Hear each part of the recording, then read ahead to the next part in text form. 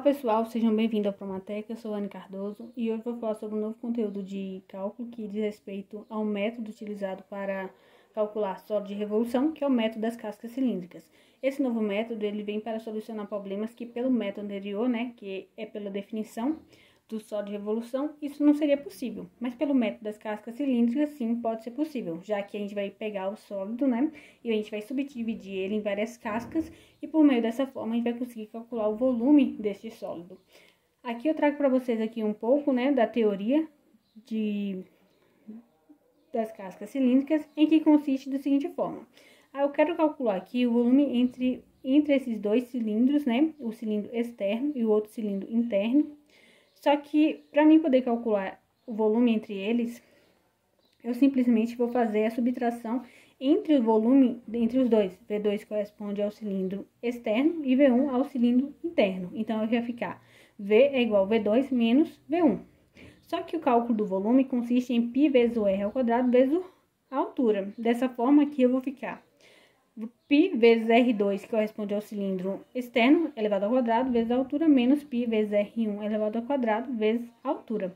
Como aqui eu tenho uma subtração entre os raios, aqui eu vou colocar em evidência, ficando dessa seguinte forma. Só que os valores dos raios, eles estão sendo elevados ao quadrado. Então, eu posso escrever da seguinte forma, que vai continuar da mesma forma. Vai ser o mesmo cálculo. Só que eu posso colocar aqui, um 2 na parte do numerador e um outro 2 aqui na soma entre os raios, pois dessa forma aqui também será possível. Já aqui, observando esse canto aqui, eu vejo que eu possuo um R2 menos R1, ou seja, uma subtração entre os raios. E essa variação entre os raios corresponde a um ΔR, então eu posso chamar essa parte aqui de ΔR. Dessa forma, o meu R médio, meu raio médio dessas cascas aqui, vai ficar R é igual a R2 mais R1 dividido por 2.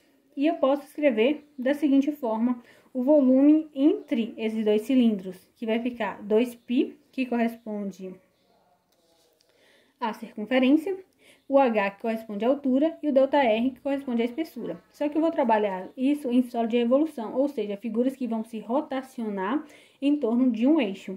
Dessa forma aqui, eu tenho aqui uma figura de um sólido de revolução, em que eu subdividi ele em várias cascas, e eu quero saber aqui o volume dessa figura. Então, para me fazer isso aqui, é meio que eu vou fazer um somatório, de todas essas cascas aqui, e eu vou ter aqui no eixo do x um valor de A até B. A minha altura, que nesse caso aqui era o H, agora passa a ser um F de x, de xi. E a espessura, que era o ΔR, vai ser o ΔX.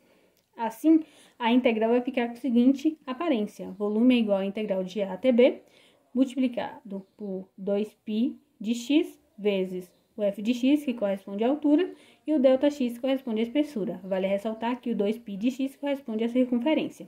Vale ressaltar também que o valor de A ele tem que ser maior ou igual a zero, e o valor de B tem que ser maior do que A. Para poder concretizar um pouquinho mais este conteúdo, eu trago aqui um probleminha, em que eu vou trabalhar justamente esta teoria que foi dada aqui. Então, aqui eu tenho um sólido de revolução, eu quero calcular o volume dele por meio das cascas cilíndricas, e foi dado as seguintes informações. O valor de y é número de OL elevado a x ao quadrado, o y é de 0, é igual a 0, e os valores de x é igual a 0 e x é igual a 1. Dessa forma aqui, eu vou ter a seguinte superfície plana. Assim, quando eu rotacionar aqui em torno do eixo y, como foi dito pela própria questão, utilizando o método das cascas cilíndricas, encontro o volume gerado pela rotação da região delimitada pela curva em torno do eixo y. Eu vou ter o seguinte figura plana. Para mim poder calcular o volume dessa figura plana aqui, ou melhor, desse sólido de revolução, eu vou utilizar esse conhecimento que já foi conversado aqui nessa parte, e eu vou ter a seguinte integral. O volume vai ser de 0 até 1, porque o valor de A corresponde a 0 e o valor de B corresponde a 1, de 2π de x, como foi dito aqui, multiplicado pelo f de x. Nesse caso aqui, o f de x corresponde ao número de O elevado ao menos x ao quadrado, e dx. Para mim resolver essa integral aqui, eu vou utilizar aqui o método da substituição, ou seja, u, que é a minha variável, vai ser igual ao x ao quadrado, que é o valor do expoente aqui do número de Euler. Quando eu derivo o u, eu também derivo x ao quadrado, então vai ficar 2x. Como aqui na integral já possui um 2x, então isso significa que quando eu reescrever aqui com minhas variáveis u e du, eu vou substituir o 2x aqui pelo du, ficando com o seguinte aspecto: o volume é igual de 0 até 1 de π vezes o número de Euler elevado a u du. Assim, eu vou conseguir aqui, né, resolver esse problema aqui, passando ele para cá. Volume é igual a integral de 0 até 1 de π multiplicado pelo número de Euler elevado a menos u du.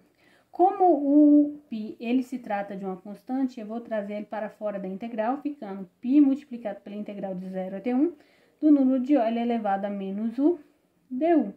Como essa integral aqui ela já foi bastante trabalhada, né, para quem está estudando integral, já deve conhecer que o resultado dela vai ser menos o número de Euler elevado a u.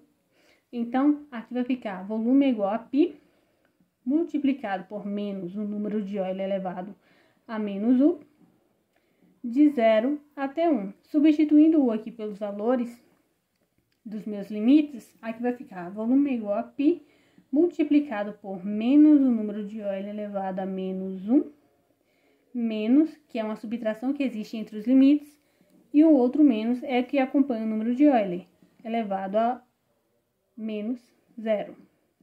Dessa forma aqui, eu posso observar que o volume é igual a π multiplicado por menos. Como o expoente do número de Euler ele está negativo, então isso se trata de que o número de Euler ele pode ser trazido para o denominador. Então aqui vai ficar 1 dividido pelo número de Euler.